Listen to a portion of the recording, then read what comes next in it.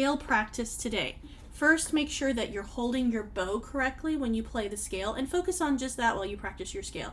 Next, turn your wrists, pronate your wrists, and play on the edge of your bow hair. So when you play, you shouldn't be playing on flat bow hair anymore. You should turn your bow so that you can see most of that white bow hair.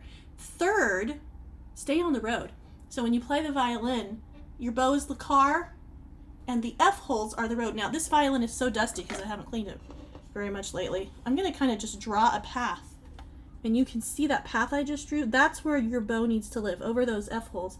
And when it goes off the road into the ditch, it's going over the fingerboard down here, and we really don't want to see that. The reason is when you go over the fingerboard, it sounds soft. You stay on the road, it sounds loud, and you don't want to be going from loud to soft all the time. It doesn't sound so great. So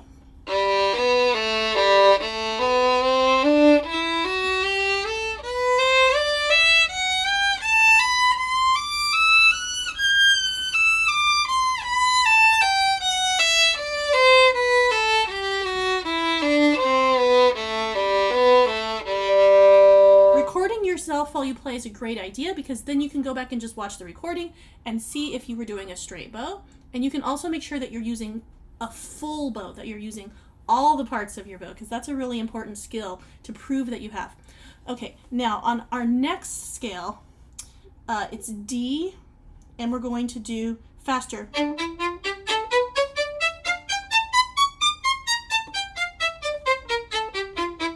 A D melodic minor scale. And we're doing that brush stroke. Now, how can I do a brush stroke easily? Well, I'm doing that same thing where I'm pronating my wrist and I'm turning it, and I can see most of the bow hair. When you paint, you don't paint like a preschooler and smush down the brush so it's using all of the bristles on the brush.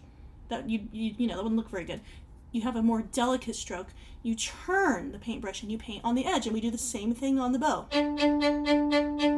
So make sure you understand how to play on that brush stroke, and happy practicing.